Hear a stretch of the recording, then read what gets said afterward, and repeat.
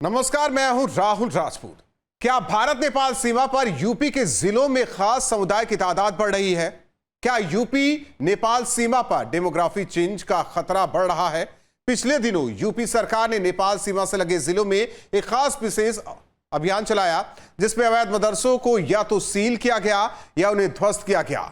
News state की team ने बहराइच के उन इलाकों में पड़ताल की जो नेपाल सीमा से सटे हैं और ये जाना कि क्या यहां मुस्लिम आबादी तेजी से बढ़ रही है। देखिए न्यूज स्टेट की सुपर एक्सक्लूसिव इन्वेस्टिगेशन रिपोर्ट जो आज आपकी आंखें खोल देगी। नेपाल सीमा पर डेमोग्राफी चेंज का खतरा।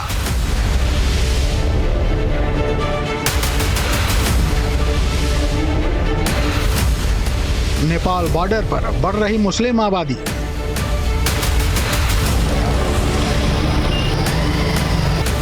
ग्राउंड जीरो से न्यूज स्टेट की इन्वेस्टिगेशन।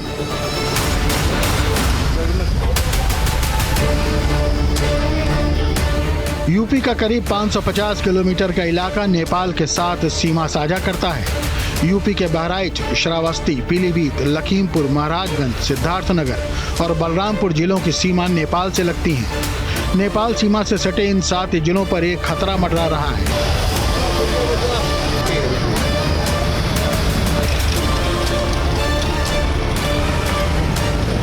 ये एक ऐसा खतरा है जिस पर ध्यान नहीं दिया गया तो ये देश की सुरक्षा के लिए बड़ा खतरा साबित हो सकता है। नेपाल सीमा से सटे इन इलाकों में पिछले कुछ सालों से तेजी से डेमोग्राफी बदली है, जिसे जनसंख्या जिहाद भी कहा जा रहा है। क्या डेमोग्राफिक बदलाव देश की सुरक्षा के लिए बड़ा खतरा है? क्या साजिश के तहत एक खास समुदाय के लोगों को वहां बसाया जा रहा है?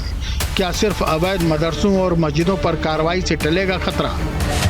बॉर्डर पर बदलती डेमोग्राफी को लेकर न्यूज स्टेट की इन्वेस्टिगेटिव टीम ने ग्राउंड जीरो पर पहुंचकर हकीकत जानने की कोशिश की। हमारी पड़ताल में जो कुछ सामने आया वो डराने वाला है। यहाँ तेजी से हो रहे डेमोग्राफी चेंज की गवाही आंकड़े भी दे रहे हैं। यूपी के 7 जिलों के 1047 गांव नेपाल बॉर्डर से सटे हैं। इन जिलों के 116 गांवों में 10 सालों में 50% मुस्लिम आबादी बढ़ी। 330 गांवों में मुस्लिम आबादी 35 से 50% बढ़ गई। पिछले 4 सालों में मस्जिदों और मदरसों की संख्या में 25% का इजाफा हुआ। 2018 में मस्जिद मदरसों की संख्या 1348 थी। सिर्फ 4 साल में ही यहाँ 450 और मस्जिद मदरसे बन गए। इस वक्त मैं भारत नेपाल सीमा पर हूं और ये बहराइच जिले का रुपईडीहा बॉर्डर है। अगर हम बहराइच की बात करें तो बहराइच की तकरीबन 100 किलोमीटर से ज़्यादा की जो सीमा है वो नेपाल से लगती है और रुपईडीहा वो जगह है जहां पर ना सिर्फ दोनों देशों के जो लोग हैं उनकी आवाजाही होती है, बल्कि ये एक व्यापार के माध्यम से भी काफ़ी महत्वपूर्ण केंद्र माना जाता है। हालांकि यहाँ से गुजरने वाले लोगों की सघन चेकिंग की जाती है। जो सीमा सुरक्षा बल के जवान हैं वो बाकायदा यहाँ पर सघन तलाशी लेते हैं। जो आईडी कार्ड्स होते हैं वो चेक किए जाते हैं दोनों तरफ के लोगों के। उसके बाद यहाँ से जाने की अनुमति दी जाती है। और आप देख सकते हैं कि बड़ी तादाद में जो लोग हैं वो यहाँ से इस वक्त नेपाल की सीमा के अंदर जा रहे हैं। और ना सिर्फ यहाँ से नेपाल की सीमा के अंदर लोग जाते हैं, बल्कि वहाँ से आने वालों की जो तादाद होती है वो भी हज़ारों में होती है। नेपाल सीमा पर बदली डेमोग्राफी की ये आंकड़े डराने वाले हैं। सिर्फ बहराइच जिले की ही बात की जाए तो नेपाल से लगती लगभग 110 किलोमीटर की खुली सीमा है। रुपईडीहा बॉर्डर पर एक दिन में नेपाल से भारत आने जाने वालों की संख्या हजारों में है। हालांकि सुरक्षा एजेंसियां सतर्क हैं। सीमा पर तैनात सशस्त्र सीमा बल के जवान सघन जांच पड़ताल करके लोगों को सीमा पार करने देते हैं, लेकिन खुली सीमा होने के कारण काम बहुत चुनौतीपूर्ण है। देखा जाए तो बहराइच की जो सीमाएं हैं 100 किलोमीटर से ज़्यादा ऐसी सीमाएं हैं जो नेपाल से जुड़ी होती हैं। हालांकि इधर भी चूँकि इन सीमावर्ती इलाकों में हलचल काफ़ी तेज़ हो गई है। हलचल इसलिए तेज़ हुई है क्योंकि देखा जाए तो जिस तरीके से यूपी सरकार की जो कार्रवाई है वो कार्रवाई चल रही है अवैध मदरसों पर, और जो अवैध मस्जिदें हैं कई मदरसों को बुलडोजर से ध्वस्त किया जा चुका है। हालांकि इस बीच चर्चा ये भी है कि जिस तरीके से यहाँ का डेमोग्राफी बदला है, जो मुस्लिम आबादी है, मुस्लिम आबादी में वृद्धि देखी गई है, उसको लेकर भी सरकार काफ़ी सतर्क है। चूँकि अब इस बात को लेकर जांच भी शुरू हो गई है कि आखिर वो कौन सी वजह थी जिसकी वजह से बीते अगर हम 2 दशक की बात करें तो यहाँ पर मुस्लिम आबादी में बेहताशा वृद्धि हुई है। वैसे में इस चीज़ की पड़ताल के लिए इस वक्त हम पहुंचे हुए हैं बहराइच ज़िले में। देखा जाए तो बहराइच का चाहे रुपईडीहा इलाका हो या फिर जो दूसरे इलाके हैं, चाहे हम कतरनिया की बात करें, तो इन इलाकों में जो डेमोग्राफी थी उसमें काफ़ी बदलाव हुआ है। तो आइए आपको लेकर चलते हैं इसी ज़िले की जो तमाम सीमाएं हैं, जो खास तौर पर जो सीमावर्ती क्षेत्र हैं, हम जानने और समझने की कोशिश करेंगे कि आखिर वो कौन सी वजह थी जिसकी वजह से इन सीमाओं में और यहाँ की के जो सीमावर्ती इलाके हैं वहाँ पर मुस्लिम आबादी बढ़ी है। इसके बाद हमारी टीम पहुंची रुपईडीहा के एक गांव रंजीत बोझा में, जहां पिछले दिनों अवैध ढंग से बने मदरसे पर बुलडोजर एक्शन भी हुआ। यहां भी हाल के दिनों में मुस्लिम आबादी बहुत तेजी से बढ़ी है। हालांकि मुस्लिम समाज के लोगों का कहना है कि आसपास के इलाकों के लोग व्यापार और रोजगार के सिलसिले में यहां आकर बसे हैं, लेकिन सच ये है कि बॉर्डर पार कर नेपाल से भी काफ़ी लोग यहां आकर बसे हैं।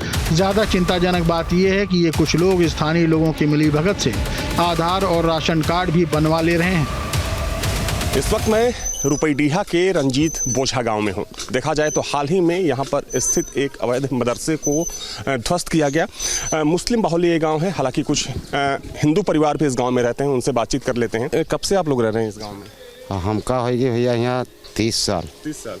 और आप लोग यहीं के रहने वाले हैं, कहीं बाहर से आए थे? नहीं, यहाँ गाय घाट रोशन कोला गाँव है, वहाँ से यहाँ बस आ गया है। अच्छा, ये कहा जा रहा है कि इन गाँवों में जो आसपास के गांव हैं यहाँ पर मुस्लिम आबादी अचानक से बढ़ी है, क्या ऐसा है कुछ? नहीं, ऐसा कुछ नहीं है। हाँ, ये सब मतलब इधर उधर सब आए के और मतलब बढ़ी है, बसे हैं सब खरीद। अच्छा, खरीद। तो यहाँ मतलब नेपाल से भी लोग आए हैं कि नेपाल के कोई नहीं है? अच्छा, सब इंडिया के हैं अपने, सब अपने। अच्छा, शादियाँ होती हैं आप लोगों की नेपाल में? ना, इंडिया से शादी होती। अच्छा, वहाँ शादी नहीं होती? हाँ, वहाँ नहीं होती। ये बताइए कि जो मदरसे हैं, क्या मदरसों की संख्या ज़्यादा है इधर?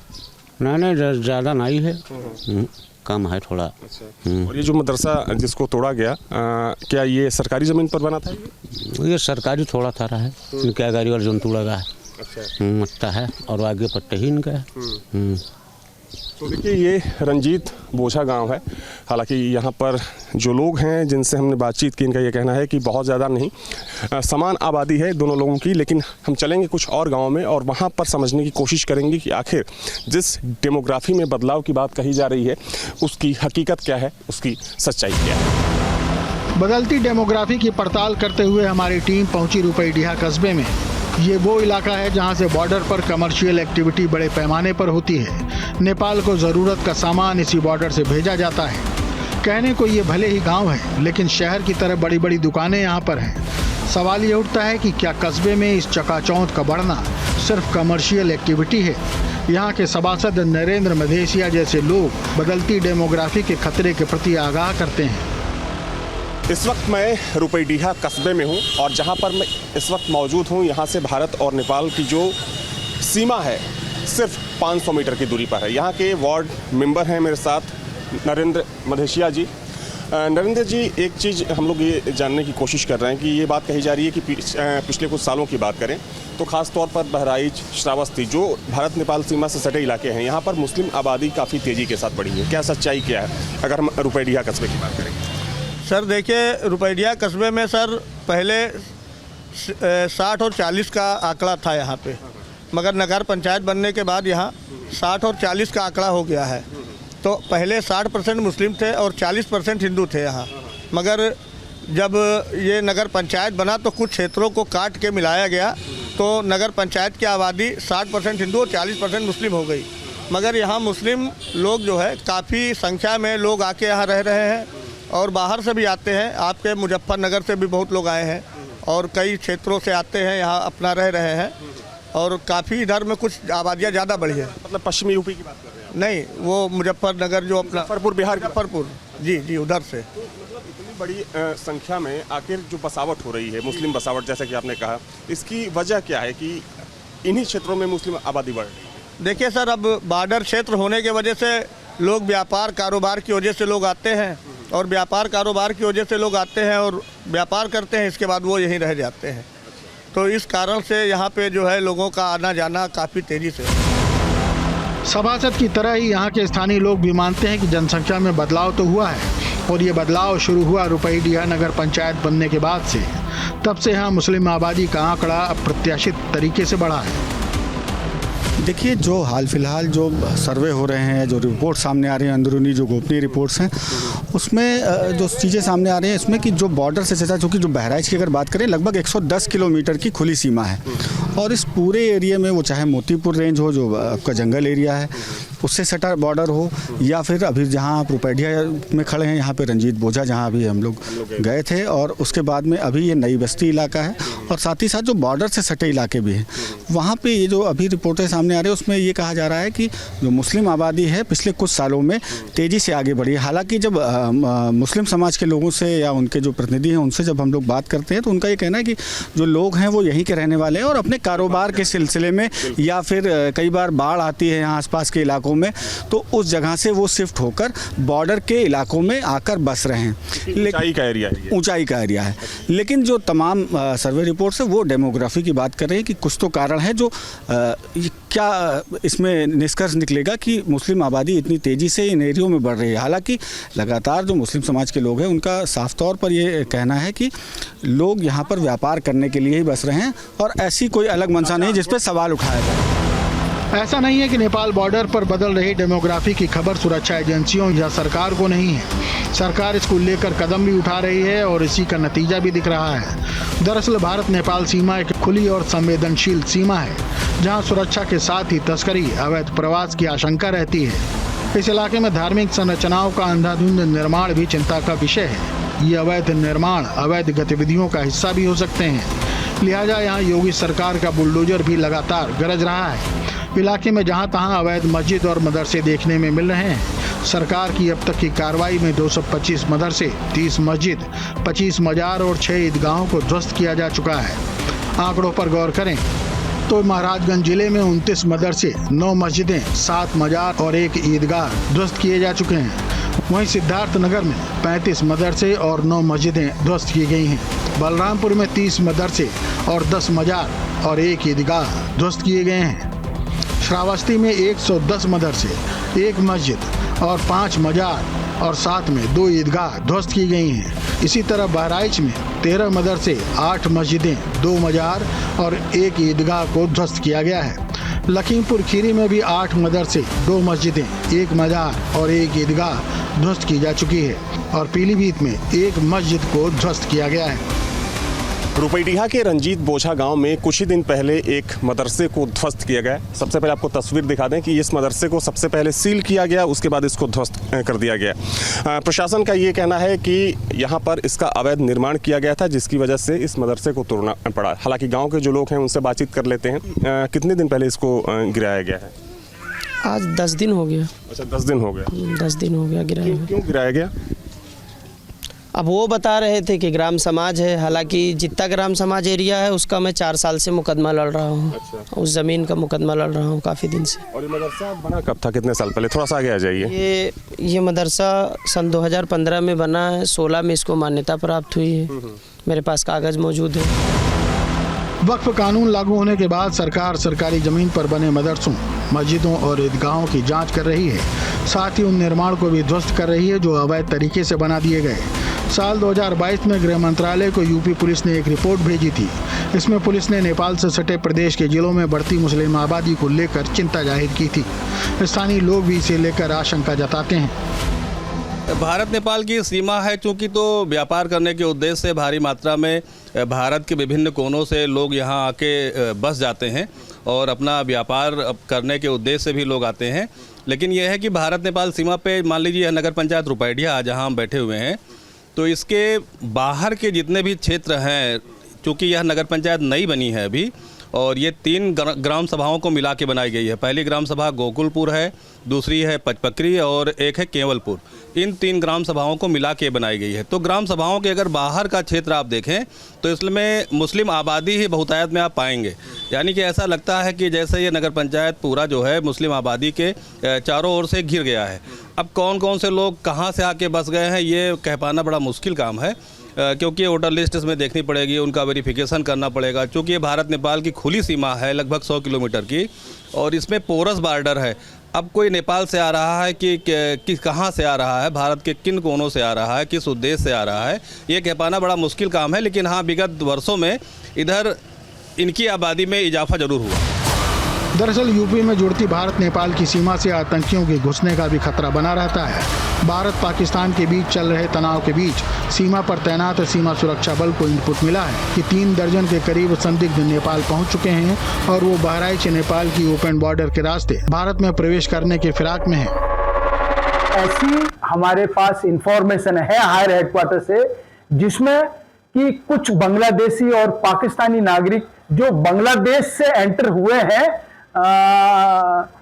नेपाल में और नेपाल के रास्ते हिंदुस्तान में घुसने की कोशिश कर रहे हैं। तो अभी हमारी सीमा चौकियां सारी की सारी बहुत ज्यादा हाई अलर्ट पे है इस संबंध से भी, और चूंकि अभी पूरे देश में थोड़ा सा अलर्ट का माहौल भी चल रहा है, उस वेक में भी बहुत से अलर्ट हैं, इस वजह से थोड़ा सा एक्स्ट्रा अलर्ट है। अभी हम कुछ भी हो सकता है, मैं इस संभावना से इनकार नहीं कर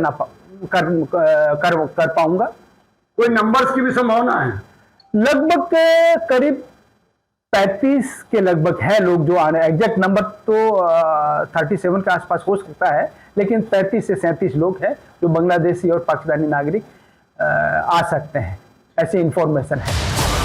हमने साल 2020 में ही इस इलाके में अवैध रूप से बन रहे मस्जिदों मदरसों को लेकर रिपोर्ट की थी और बताया था कि कैसे इस पूरे इलाके की चेंज हो रही डेमोग्राफी राष्ट्रीय सुरक्षा के लिए खतरा बन सकती है। भारत और नेपाल की सीमा है। उत्तर प्रदेश के सिद्धार्थनगर जिले का ठूठरी बाजार है। ठीक मेरी दाहिनी तरफ ठूठरी बाजार और ठूठरी गांव है और ये पूरा नो मैंस लैंड का एरिया है। और आप देखिए ठीक नो मैंस लैंड पर एक बहुत बड़ा मदरसा और एक मस्जिद है। नो मैंस लैंड से 3 से 4 कदम की दूरी पर यह मदरसा है, यानी मदरसे से बाहर आते ही हिंदुस्तान में पैर रखना पड़ता है, इतनी दूरी है। और इस बॉर्डर पर इस तरीके के मदरसे और मस्जिद अनगिनत हैं, जहाँ भी जाएं मिल जाते हैं। और यहाँ ये इसलिए बनाया गया है कि यहाँ से हिंदुस्तान में जाना बहुत आसान है। आप सहज तौर पर अंदाज़ा लगा सकते हैं कि अगर कोई नेपाल से इस मदरसे में आए तो उसे भारत में आने के लिए कोई दिक्कत नहीं होगी, कोई परेशानी नहीं होगी। बहुत ही आसानी से वो इस मदरसे से सीधे हिंदुस्तान में, सीधे बॉर्डर में। और ये बिल्कुल रणनीति के तहत षड्यंत्र पूर्वक योजनाबद्ध तरीके से नो मैंस लैंड पर ये मदरसे मस्जिद बनाए गए हैं। और ऐसा नहीं है कि सिर्फ नेपाल में बने हैं, जितने नेपाल में बने हैं उससे कई गुना ज़्यादा भारत के एरिया में बने हैं, भारत के क्षेत्र में बने हैं।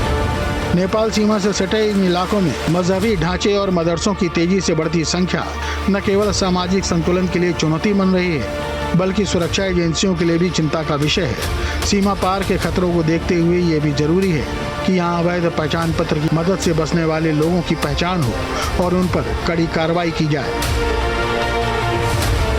बहराइच के रुपईडीहा बॉर्डर से न्यूज स्टेट इन्वेस्टिगेशन के लिए अविनाश सिंह।